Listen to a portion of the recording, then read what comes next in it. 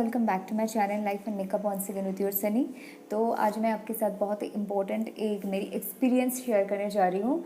Actually ये जो information मैं अभी आपके साथ शेयर करने जा रही हूँ, this is not only my experience, ये आप लोगों को भी किसी ना किसी तरीके से कोई ना कोई एक्सपीरियंस हो चुकी है। आई मीन किसी का रिग्रेटफुल और किसी का बहुत ही हैप्पी वाला एक्सपीरियंस।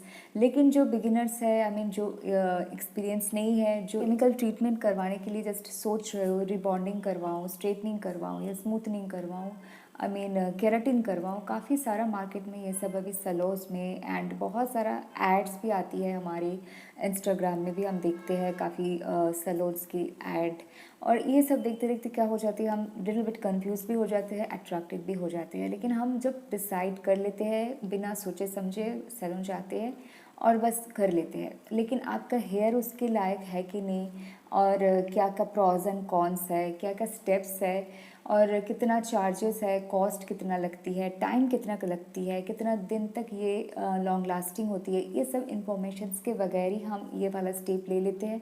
और फिर जब हेयर डैमेज हो जाती है तो बहुत ज़्यादा रिग्रेट हो जाती है। आई मीन देखिए, पैसे तो जाती ही है, लेकिन उसके साथ साथ अगर आपका हेयर डैमेज हो जाए ना, उसको वापस ले आना, it's really really very awful and बहुत ही टाइम टेकिंग, बहुत ही पेशेंस की बात होती है। बट अगर आपका लकीली ठीक हो जाए, आपका सूट हो जाए, देन फाइन, आप उसको ही कंटिन्यू करो।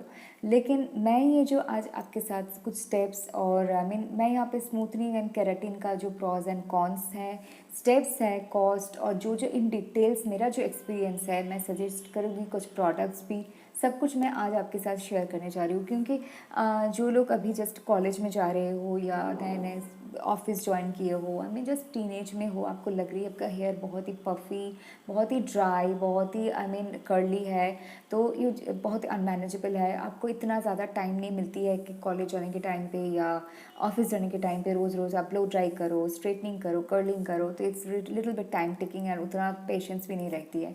तो आप सोचते हो मैं एकदम कि परमानेंट अगर मैं करवा लूँ तो 5-6 मंथ्स तक, एटलीस्ट 1 ईयर तक मुझे ये सब कोई झंझट नहीं होगी, अच्छे से मेंटेन करूँगी तो ठीक हो जाएगा। हाँ, काफ़ी हद तक ये बात I really do agree with you.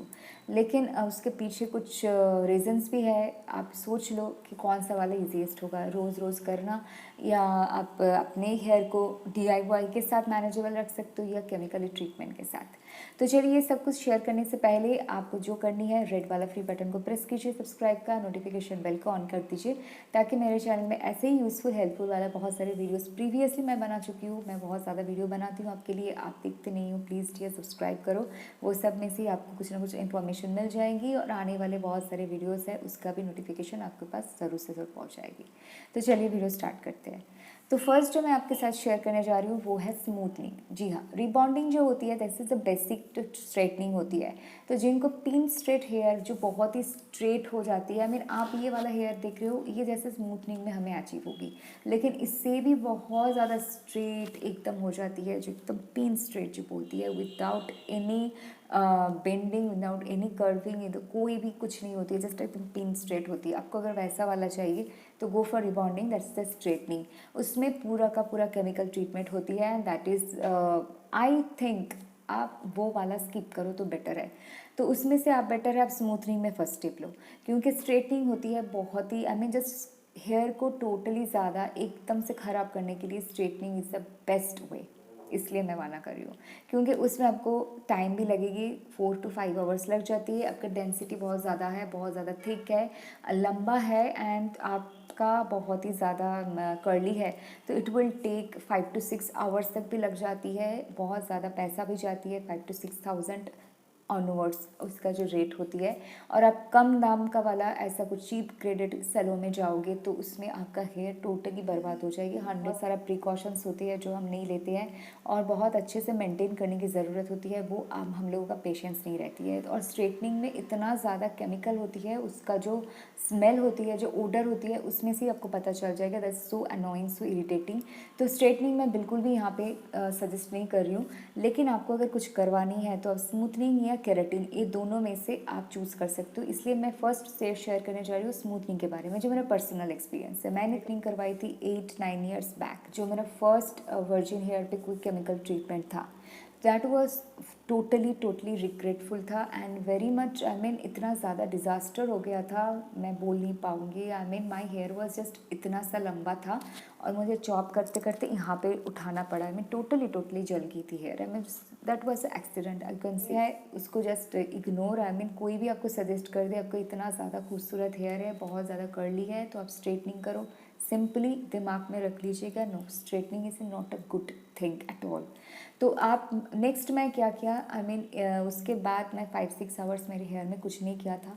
Normal मेरी हेयर टोटली वर्जिन के जैसी बन गई थी, बहुत ही हेल्दी बन गई थी और बहुत ही अच्छी भी थी, मैंने ग्रो भी कर लिया था।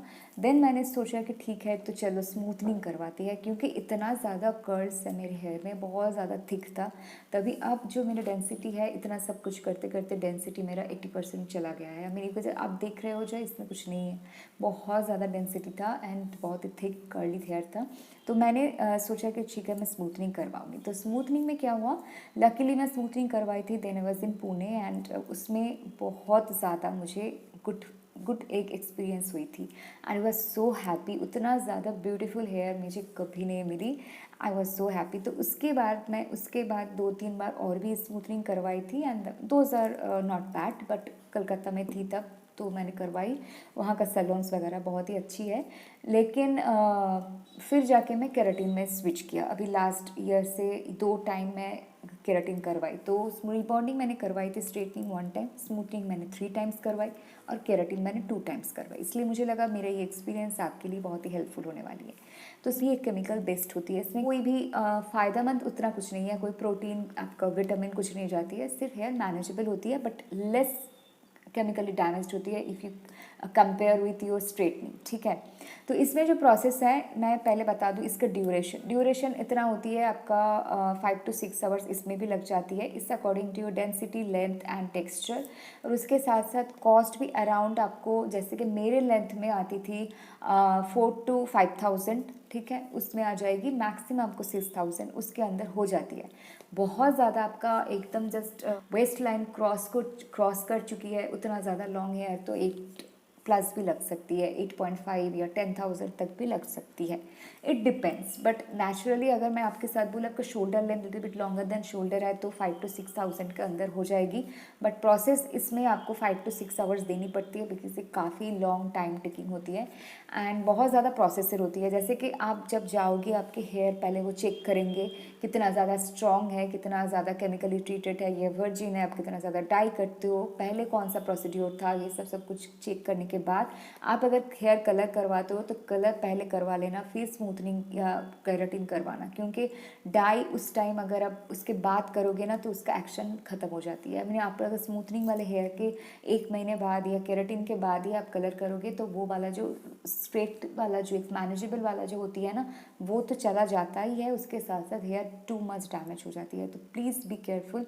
आपका अगर ग्रे हेयर की इश्यूज है या आपका अगर हेयर कलर करते हो मेरे जैसे, तो प्लीज़ उसका 15 दिन 20 दिन बाद आप स्मूथनिंग करवाइएगा, पहले डाई फिर कोई chemical treatment. This is the first step. Second है, आप जब जाओगे आपका हेयर पहले वो वॉश करेंगे स्मूथनिंग में, देन आपको अच्छे से वो चेक करने के बाद कोई मास्क या कंडीशनर लगवाएंगे। लगाने के बाद वो ब्लो ड्राई करेंगे एंड ब्लो ड्राई अच्छे से होने के बाद केमिकल जो क्रीम होती है, जो स्मूथनिंग का क्रीम होती है, वो लगाते हैं। लगाने के बाद आपको at least 30 minutes, 25 to 30 minutes, it depends कितना ज़्यादा कर्ल आपके हेयर में है। मेरे लिए 25 to 30 मिनट्स तो था ही। तो उसके बाद बीच में आके वो लोग चेक कर जाते हैं, थोड़ा सा स्ट्रेच करते थे हेयर को, इतना ज़्यादा स्ट्रेच करते थे, वो कर्ल से कितना ज़्यादा स्ट्रेच होते हैं, कितना ज़्यादा स्मूथ हो रहे हैं, वो स्ट्रेचिंग के ऊपर वो होता था। 30 मिनट्स हो जाने के बाद blow dry and then straightening करते थे, बहुत ही अच्छे से 2 स्ट्रेटनर के साथ दोनों लोग मेरे स्ट्रेट करते और बहुत ही इतना ज़्यादा वो कभी कभार हो जाती थे ना, तो स्कैल्प तक भी टच हो जाती है, तो स्कैल्प जल जाने की भी चांसेस होती है। आप अगर अच्छे एक्सपीरियंस वाला किसी के पास नहीं जाओगे, क्योंकि वो वाला स्ट्रेटनिंग प्रोसेस बहुत ही टफ होती है। केमिकल है, इसको रखने के बाद ये फाइनल जो होती है वॉश कर देते हैं, फिर ब्लो ड्राई करते हैं। ब्लो ड्राई करने के बाद आपका स्ट्रेट, ब्लो ड्राई करने के बाद ये स्ट्रेट कर देते हैं। Then you will achieve your ultimate soft smooth hair, that is the smoothening process. तो थोड़ा लंबा होती है प्रोसेस और ये टाइम टेकिंग होती है, बट इसमें रिज़ल्ट बहुत अच्छे से आती है आप अगर अच्छी जगह से करवाओगे। थोड़ा सा जैसे कि कलर और जो आपका बहुत ज़्यादा डैमेज हेयर है तो वो लोग शायद नहीं भी कर सकते हैं, उसको आपके लिए थोड़ा सा कुछ प्रोसेस या प्रोडक्ट्स आप लोग को सजेस्ट कर देंगे कि आप पहले हेयर को थोड़ा केयर करो फिर जाके स्मूथनिंग करवाओ। और ये जो स्मूथनिंग के बाद कुछ कॉशंस होती है कि आप कान के पीछे ऐसे नहीं कर पाओगे हेयर को, ठीक है, कोई भी बेंड नहीं होता, कोई भी क्लैचर्स, क्लिप्स, क्रंची सब कुछ नहीं यूज़ कर पाओगे। एंड 3 डेज़ तक आपको कंटिन्यूअसली आपके हेयर को बहुत अच्छे से मेंटेन करना पड़ेगा। ज़्यादा आप कोम भी मत यूज़ कीजिएगा, फिंगर के जैसे आपको अच्छे से हेयर को ऐसे करके रखना है।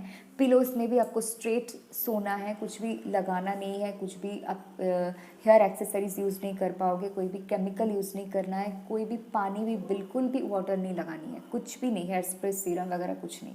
फिर वो लोग आपको बोलेंगे 3 डेज़ बाद उनके पास जाना है, वो लोग चेक करेंगे, वॉश करेंगे, वॉश करने के बाद ब्लो ड्राई एंड ब्लो ड्राइने के बाद फाइनल स्ट्रेटनिंग करेंगे। फिर वो लोग कुछ प्रोडक्ट सजेस्ट करेंगे उन लोगों का, जैसे कि स्मूथनिंग के SLS free, paraben, mineral oil search, सब कुछ सल्फेट वगैरह क्रुएल्टी फ्री जो होती है एकदम अच्छा वाला कुछ मॉइस्चर बेस्ड शैम्पू कंडीशनर वो लोग सजेस्ट करेंगे, सीरम भी अकॉर्डिंग उसकी होगा। और ये सब लगाने के बाद आपको फिर भी मना किया जाएगा कि 1 मंथ तक आप जितना ज़्यादा हो सके पैडल ब्रश यूज़ कीजिए और बहुत ज़्यादा शैम्पू, बहुत ज़्यादा प्रोडक्ट्स कुछ यूज़ मत कीजिएगा। ऑयलिंग 15-20 डेज़ के लिए टोटली मना रहेगा, कोई भी मास्क भी DIY आप यूज़ मत कीजिएगा, ये सब स्ट्रिक्टली प्रोहिबिटेड रहेगा। तो आप अगर ऐसे सब कुछ मेंटेन करते हुए हेयर में सिर्फ शैम्पू, अच्छा जो कंडीशनर, सीरम लगाओ और 2 days in a week sufficient है शैम्पू करने के लिए, ऐसे करके मेंटेन करते जाओ तो आपका हेयर अच्छा रहेगा। लेकिन आप कुछ भी इधर उधर करोगे तो बस टस से मस हो जाएगा, आपका हेयर एकदम सब मेसी हो जाएगा, टोटल प्रोसेस, टोटल पैसा और हेयर का टेक्सचर सब खराब हो जाएगा। इसलिए ये सब प्रोसेस अगर आप कर पाओ बिफोर एंड आफ्टर एंड उतना देर तक अब वहाँ पे बैठ के आपका पेशेंस दे सको तो you will achieve a good hair. Smoothening का अच्छे से आपका रिजल्ट आएगा, ठीक है। आपको अगर करवानी है, जितना ज़्यादा केमिकल नहीं करवाओगे तो मैं उतना ज़्यादा हैप्पी रहूँगी, क्योंकि मैं खुद के ऊपर करवा चुकी हूँ, तो इसलिए tata bye bye, I am not at all, I am just मैं कभी नहीं करवाऊँगी और केमिकल बेस्ड कुछ प्रोडक्ट, क्योंकि स्मूथनिंग में मुझे उतना ज़्यादा कुछ इफेक्ट नहीं हुई, केराटिन मेरे ऊपर उतना ज़्यादा नहीं गया, तो उसमें मुझे रिग्रेट है। तो इसलिए बट मैं अभी सोच रही हूँ, मेरा पर्सनल है, तो जितना ज़्यादा केमिकल से टाटा बाय बाय कर दो उतना ज़्यादा हेयर बहुत अच्छा रहेगा, सेफ रहेगा। अब घर पे बहुत ही अच्छे ब्रांड की बेबीलिस हो, केराशाइन हो, आप बहुत अच्छे के सिस्का या ऐसा कुछ होती है ब्रांड्स, डाइसन होती है, और भी ज़्यादा पैसा देना चाहो तो वो सब यूज़ करो।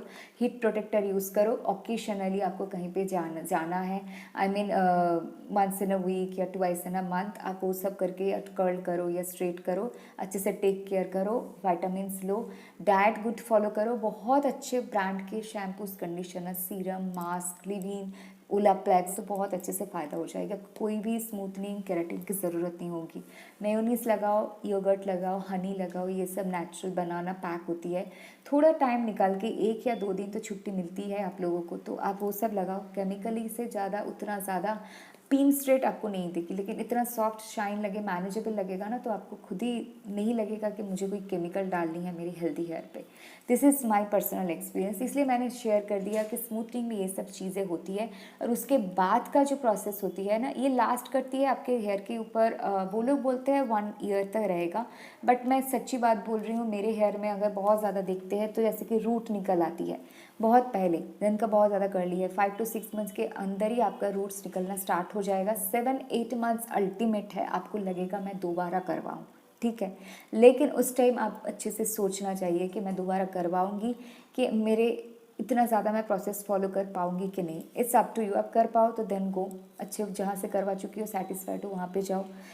अगर नहीं हुआ, डिज़ास्टर हो गया, आप रिग्रेट कर रहे हो, तो प्लीज़ किसी और जगह पे आप ट्राई मत कीजिएगा कि ये वाला तो चलो अच्छी है, वहाँ पे ख़राब हुआ तो मैं नेक्स्ट टाइम थोड़ा सेकंड टाइम ले लूँ, कुछ नहीं होगा, हेयर फिर से मैनेजेबल हो जाएगी। नेवर डियर, आपके हेयर पे एक बार नहीं गया तो एटलीस्ट 1 या 2 ईयर्स तक तो उसके बारे में सोचना ही मत। हेयर को अच्छे से हेल्दी बना लीजिए, थोड़ा स्ट्रॉन्ग बना लीजिए, देन अगर आपको लगे कि नहीं ठीक है मैं दोबारा कोई चांस लूँ, तो it's up to you. Sir keratin वाला शेयर करने जा रही हूँ जिसका एक्सपीरियंस मुझे अच्छा नहीं हुआ। मैंने केराटिन करवाई थी 2020 के मार्च में, मेरा मेरा फर्स्ट एक्सपीरियंस था केराटिन में। तब मुझे बहुत अच्छे से, बहुत कम टाइम में, कम खर्चे में हो गया। खर्चा उतना कम नहीं हुआ, आई मीन इट डिपेंड्स आप कौन से वाले सैलून में जाते हो। तो मेरा बहुत दिन तक मैंने स्मूथनिंग के बाद गैप दिया था केराटिन में, एटलीस्ट या 3 to 4 ईयर्स मैंने ऑलमोस्ट स्मूथनिंग नहीं करवाई थी। तो मेरा हेयर बहुत ही ज़्यादा ड्राई, पफी, कर्ली बन गई थी। तो उसने बोला था कोई ब्राज़ीलियन केराटिन है। दो तरह की केराटिन होती है, एक नॉर्मल वाला केराटिन प्रोटीन वो लोग देते हैं जो ठीक है, जो हेयर को वो लोग बोलते हैं 3 to 4 मंथ्स के ज़्यादा नहीं टिकेगा। लेकिन मुझे जो दिया गया था फर्स्ट टाइम जो मैंने करवाया, तो वो वाला ब्राज़ीलियन केराटिन है, बहुत ही हाई फाई सेलिब्रिटी लेवल का है। आई मीन आपका हेयर 8-9 मंथ्स तक इतना शाइनी रहेगा, इतना सॉफ्ट रहेगा, आपने इमेजिन भी नहीं किया। तो बहुत सारा बातें करके तो उसने मुझे दे दिया। 6000 मुझे ली थी और उसके साथ अलग से मुझे शैम्पू कंडीशनर मिला कि 8.5 में जी मेरी चली गई थी हेयर में। तब मेरा हेयर इतना सा था, आई मीन इतना सा था, ओके। और इतना ज़्यादा लंबा भी नहीं था। I don't know why they charge उतना सारा, I have no idea. But मुझे कोई समझ नहीं थी, मैं इस प्रोसेस में नहीं थी, तो मैं उतना ज़्यादा आर्ग्यूमेंट्स में नहीं गई। तो सोचा ठीक है, एक बार कर रही हूँ तो अगर बहुत अच्छे से रह जाए 1 ईयर तक तो चलो ठीक ही है। तो उसका 10-15 डेज तक ठीक रहा। बट उसके बाद से ना मेरी हेयर इतना ज़्यादा हेयर लॉस होने लगा कि मैं कितना ज़्यादा आपको बताऊँ। I mean I have no word. Literally मैं रोती थी। I mean just hair wash करने के टाइम पे ना मुझे एक एंजाइटी हो जाती, मुझे डर लगती थी कि मुझे नहीं करनी है शैम्पू। स्पेशली आफ्टर 2-3 मंथ्स मुझे लगा कि हेयर डेंसिटी ना पूरा 50% मुझे उस टाइम चला गया। इतना सारा करके हेयर निकलती थी, हेयर ड्राई भी हो गई थी धीरे धीरे रूट से। हाँ, नीचे का पार्ट बहुत अच्छे से था बट रूट बहुत ज़्यादा ड्राई हो गई थी। और वो लोग एक शैम्पू सजेस्ट किए थे मुझे, पता नहीं मुझे बहुत इरिटेशन होती थी वो शैम्पू लगाने के, मेरा सब हेयर निकल जाते थे। But conditioner was very good. हालांकि केराटिन ट्रीटमेंट में आपको जीके के प्रोडक्ट सजेस्ट किया जाता है, बट वहाँ पे मुझे बोला गया केराटिन जो होती है नॉर्मल जीके जाती है। ब्राज़ीलियन केराटिन में हाई फाई कोई ब्रांड मो यार ऐसा कुछ था, गोल्डन टाइप का बॉटल, पम्प बॉटल, बहुत ही बड़ा वाला, वो सजेस्ट किया था मुझे। बहुत ही एक्सपेंसिव था, बहुत ही गंदा था। आई मीन उसका स्मेल भी मुझे पसंद नहीं था। और वो लगाने के मेरा एकदम एक बॉटल खाली कर दिया मैंने, मेरा हेयर भी खाली हो गया। आई mean that was so regretful process. And मैं मुझे बिल्कुल भी हैप्पी नहीं थी। बट कंडीशनर ने सेव कर दिया, थोड़ा सॉफ्टनेस था हेयर में। और मैं थोड़ा प्रोसेस आपको बता दूँ, ये वाला प्रोसेस 3 आवर्स में ख़त्म हो गई थी, बहुत ही शॉर्ट टाइम में होती है। 2.5 से लेके 3 आवर्स, आई मीन 2.5 से लेके 3 आवर्स तक ख़त्म हो जाती है। और फर्स्ट टाइम मुझे लिया था 6000 जैसे कि मैंने बोला, और उसके साथ प्रोडक्ट्स वगैरह ऐड करके 8.5-9,000 अराउंड लगी थी मुझे। और नेक्स्ट जो मैंने लास्ट जो करवाया, अभी रिसेंट मैंने करवाई थी नवंबर में, तो उसमें मुझे लगा 2000, क्योंकि ऑलरेडी उसमें कुछ इफेक्ट था केराटिन का। तो नीचे का पार्ट उतना ज़्यादा डैमेज नहीं था, सिर्फ ऊपर का रूट से लेकर मिड का मुझे निकल गई थी वर्जिन हेयर, तो इसलिए वो लोग कम पैसे लिए थे। 2 आवर्स में हो गया था, 2 to 3 आवर्स, या 3 आवर्स कंप्लीटली नहीं लगा था शायद, सब कुछ प्रोसेस करके। और उसने बोला था ये 4 मंथ्स के ज़्यादा नहीं रहेगा। आप अगर इन बिटवीन कोई भी सल्फेट वाला प्रोडक्ट यूज़ करो, ज़्यादा ऑयलिंग करो, या कोई भी केमिकल आप लगाओ, डाई करो या कुछ भी करो, तो पूरा आपका हेयर जैसा का था वैसा ही हो जाएगा। डैमेज नहीं होगा बट आपका वर्जिन हेयर बैक में चला जाएगा, जो मुझे फर्स्ट टाइम नहीं बोला गया था। Okay fine. But first time में मुझे स्मूथनिंग की तरह ही वो लोग बोले थे कि आप वॉश करने के पहले कुछ मत करना, पानी भी मत लगाना, कुछ स्क्रंचीज वगैरह नहीं लगना, हेयर बेंड मत करना। बट इस टाइम मुझे बोला कि आप वो सब कुछ कर सकते हो, सिर्फ 15 डेज़ के बाद आपको ऑयलिंग करनी है। तो इसलिए मुझे फ़र्क जो नज़र आई वो मैं शेयर कर रही हूँ। फिर थोड़ा प्रोसेस पहले आपको बता दूँ। इसमें बहुत ही शॉर्ट प्रोसेस होती है, आपको हेयर चेक करते हैं, उतना ज़्यादा कुछ इश्यूज़ नहीं है आपने क्या करवाया नहीं करवाया। जितना ज़्यादा डैमेज होगा वो लोग बोलते हैं केराटिन करवाओ, वो रिपेयर हो जाएगी, because this is the protein artificial outside, ये कोई आर्टिफिशियल प्रोटीन है जो आपको हेयर शेफ्ट को ठीक कर देगी।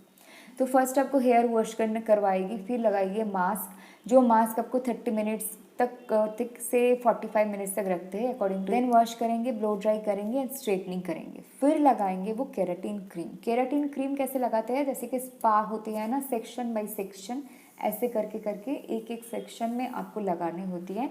वो अप्लाई करने के बाद आपको थोड़ा सा वेट करना पड़ेगा। कोई कोई प्लास्टिक कैप भी लगा देती है। फिर ये जो कैप लगा के रखते हैं कोई कोई ऐसे ही रख देते हैं। फिर उसके बाद ये लोग स्ट्रेटनिंग कर देते हैं। आई मीन कोई भी वॉश की कोई प्रॉब्लम नहीं है। जस्ट जो एक बार जो वॉश आउट हो गया, फिर केराटिन क्रीम जो लगवाया ना, उसको रखने के बाद ये लोग उसके ऊपर स्ट्रेटनिंग चेक करते हैं, स्ट्रेटनर चलाते हैं। उसमें कोई इन बिटवीन वॉश की कोई दिक्कत नहीं होती है।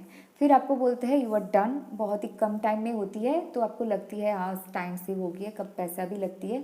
और फिर आपको बोलते हैं कि 2 दिन के बाद आपको आनी है। लेकिन ये सब स्टेप्स है, आप कुछ भी मत कीजिएगा अपने हेयर में। आपको चेक करेंगे, ब्लो ड्राई करेंगे, वॉश करेंगे एंड फिर स्ट्रेटनिंग करवा देंगे। फिर हो जाएगा हेयर लॉक हो जाएगा आपका जो केराटिन था। ऐसे होगा प्रोसेस। तो बहुत अच्छे से ये प्रोसेस होती है। एंड प्रोसेस होने के बाद अगर आपको लगे कि हेयर में आपका कर्ल्स है थोड़ा बहुत, तो ये लोग बोलेंगे दिस इज़ नॉर्मल। ये स्मूथनिंग स्ट्रेटनिंग के जैसा नहीं होती है कि आपका हेयर स्ट्रेट हो जाएगा। मैनेजेबल होती है। कर्ल बहुत ही फुला हुआ ड्राई नहीं लगेगा आपका, मैनेजेबल एक सॉफ्ट वेवी लुक लगेगा।